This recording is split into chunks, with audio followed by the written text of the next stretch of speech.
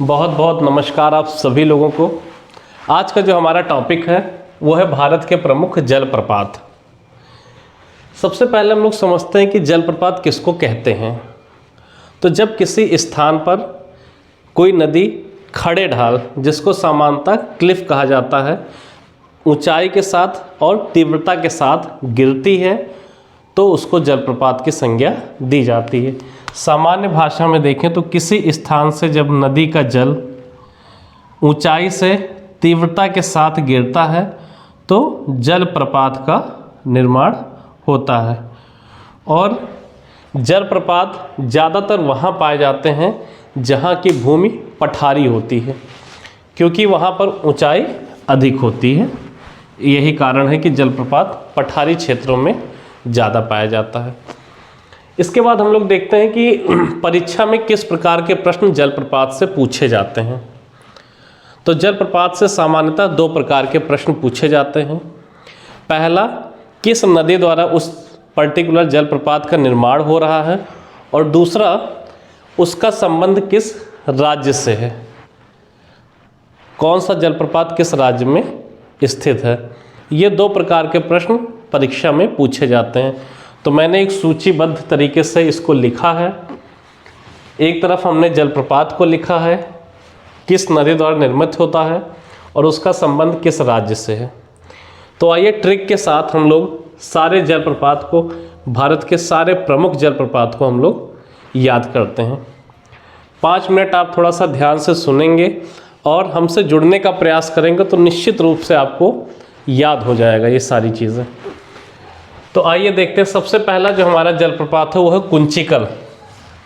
कुंचिकल, इसकी सबसे प्रमुख विशेषता तो यही है कि कुंचिकल सबसे ऊंचा जलप्रपात है भारत का। तो यदि आपसे पूछा जाए भारत का सबसे ऊंचा जलप्रपात तो कुंचिकल। अब देखिए, इसको एक स्टोरी की तरह समझते हैं हम लोग। कोई राही था, कोई राहगीर या राही था जिसकी कुंजी खो गई, जिसकी कुंजी खो गई और बताया गया आपको कुंजी कल मिल पाएगी, आज नहीं मिल पाएगी। राही की कुंजी खो गई तो अब कुंजी कब मिलेगी? कल मिलेगी। तो कुंजी कल से हमारा तो कुंचिकल हो जाएगा और राही से वराही नदी हो जाएगी। और अगर किसी की कुंजी खो गई हो, उसको उसी दिन ज़रूरत हो और ना मिले तो उसके साथ क्या हो जाएगा? एक तरीके का नाटक हो जाएगा। तो बस ये 3 चीज़ों से आप लोग रिलेट कर सकते हैं कि किसी राही की कुंजी खो गई है और उसको कुंजी कल मिलेगी तो उसके साथ नाटक हो गया है। तो कुंचिकल कर्नाटक और राही से वराही नदी पर स्थित है। इसकी जो ऊंचाई है वो 455 मीटर है, क्योंकि ये भारत का सबसे ऊंचा जलप्रपात है। तो देखिए, सबसे ऊंचा है कौन सा? कुंचिकल। इसके बाद दूसरा जलप्रपात हमारा बरही पानी। देखिए, बरही पानी, अब इसको हम लोग रिलेट करेंगे पानी से। जब भी कोई व्यक्ति पानी ज़्यादा पीता है तो उसके अंदर आ जाता है बल, और इसको हम लोग कह सकते हैं, अगर बुधवार को पानी पीता है तो और बल आ जाएगा। बुध को पानी पीने से क्या आ जाएगा? बल आ जाएगा, और इतना बल आ जाएगा कि व्यक्ति उड़ने लगेगा। पानी पीने से इतना बल आ जाएगा कि व्यक्ति उड़ने लगेगा। तो बरहे पानी जलप्रपात जो है वो स्थित है बुधबलंगा नदी पर और राज्य है उड़ीसा। इसके बाद नौकालिकई। नौकालिकई जलप्रपात जो है ये स्पेशली वर्षा जल द्वारा निर्मित होता है, वर्षा के जल द्वारा निर्मित होता है। इसमें हम लोग रिलेट करेंगे काली कई, काली काई से। देखिए, जब ज़्यादा मेघ बरसता है, पानी बरसता है तो काली काली काई जम जाती है। तो नौ काली काई कब जमेगी? जब वर्षा होगी, और वर्षा कहाँ से होगी? मेघ से।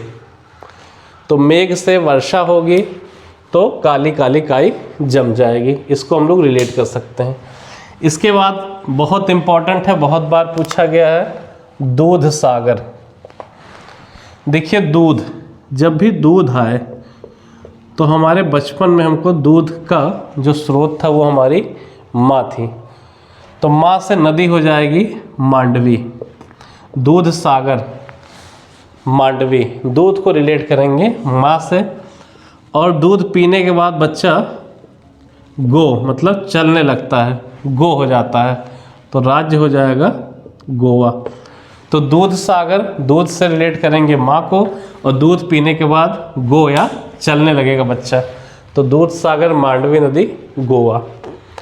इसके बाद जोग गरसेप्पा या महात्मा गांधी जलप्रपात, पहले इसको जोग जलप्रपात कहा जाता था, फिलहाल इसका नया नाम है महात्मा गांधी जलप्रपात। तो तीनों नाम हमको याद रखने, जोग गरसेप्पा या महात्मा गांधी जलप्रपात। देखिए इसमें हम लोग एक वर्ड पकड़ेंगे जोग, जोग या योग। जो लोग जोगी टाइप के होते हैं,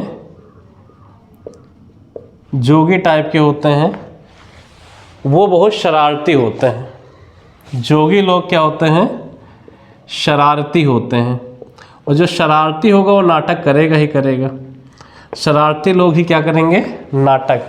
तो जोग से जोगी लोग, शरारती तो शरावती नदी, और नाटक करेंगे तो कर्नाटक। इसके बाद नेक्स्ट आता है एन्ना। सुनने में तो लगता है कि तमिलनाडु वाला वर्ड है या दक्षिण भारत का शब्द है, पर एन्ना जो जलप्रपात है वो नर्मदा नदी और मध्य प्रदेश। देखिए यहाँ एक चीज़ और बताना चाहूँगा, जहाँ जहाँ नर्मदा नदी आएगी तो स्टेट आपको पता है मुख्यतः एमपी।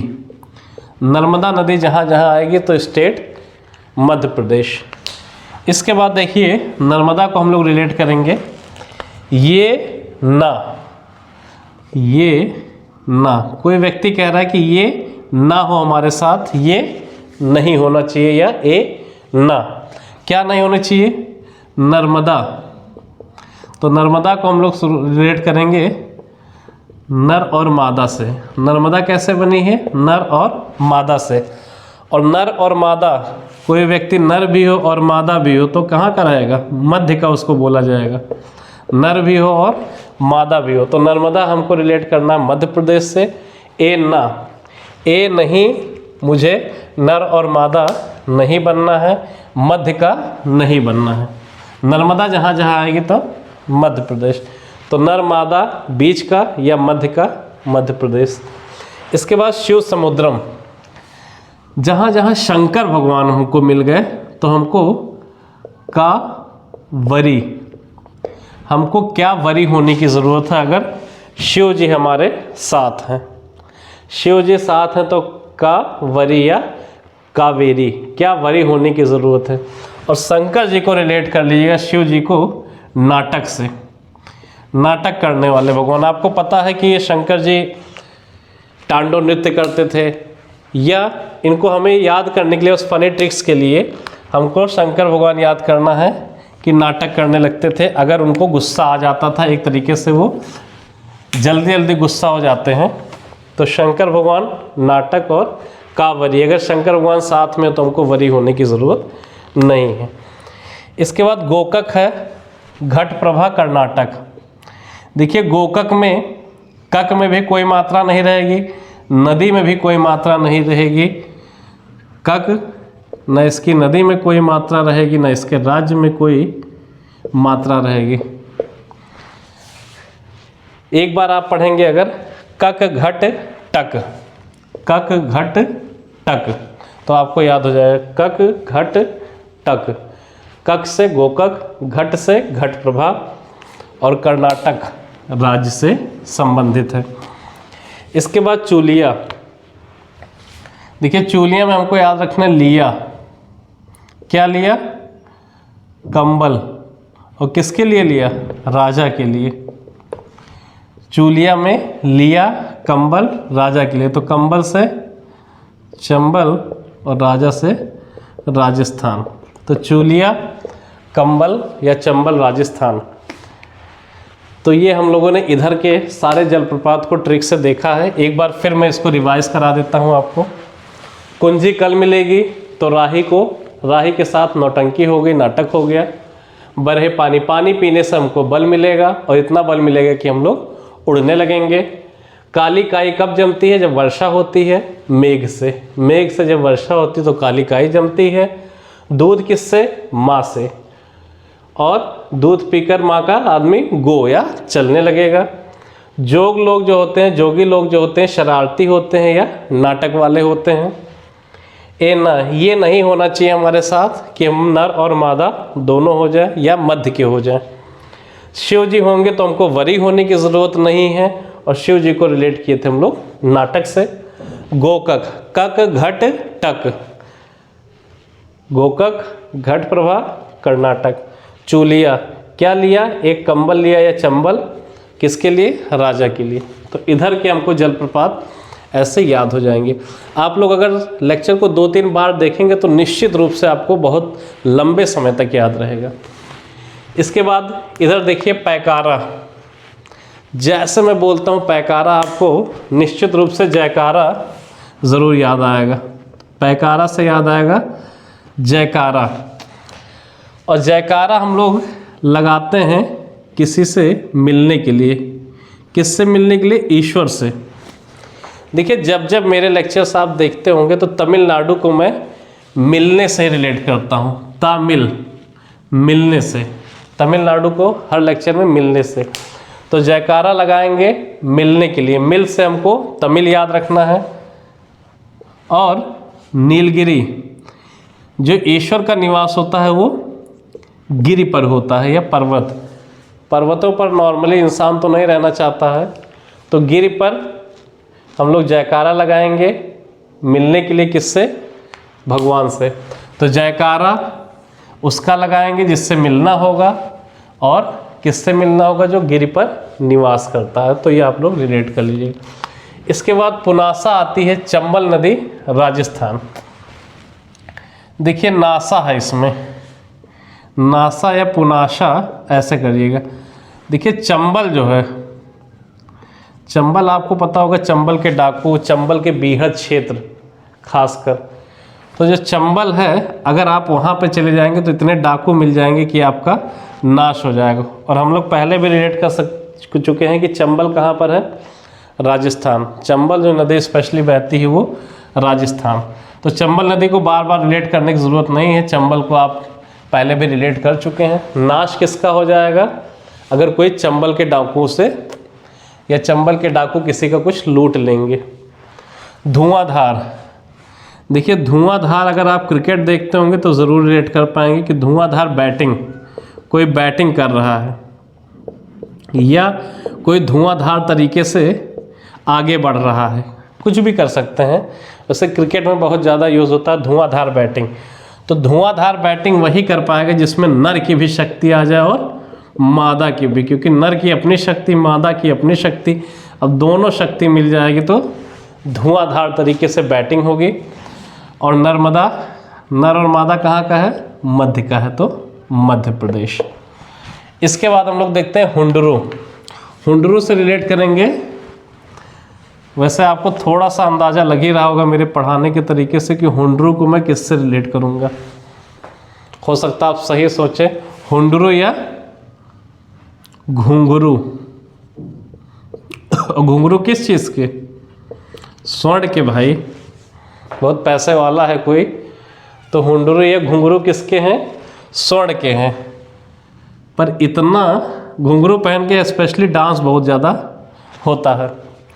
तो घुंघरू स्वर्ण के पहन के इतना डांस किया कि उसके खंड खंड हो गए घुंघरू के। क्योंकि स्वर्ण की कोई चीज़ बनी रहती तो इतनी मजबूत नहीं रहती ना। माना जाता है कि 24 कैरेट का गोल्ड, उसमें कहीं ना कहीं मिश्र धातु मिलाई जाती हैं, अदंत धातुएं मिलाई जाती हैं, तभी वो मजबूती होती है। तो स्वर्ण के घुंघरू पहन के इतना डांस किए कि हमारे घुंघरू खंड खंड हो गए। तो हुंडरू, स्वर्ण रेखा, झारखंड।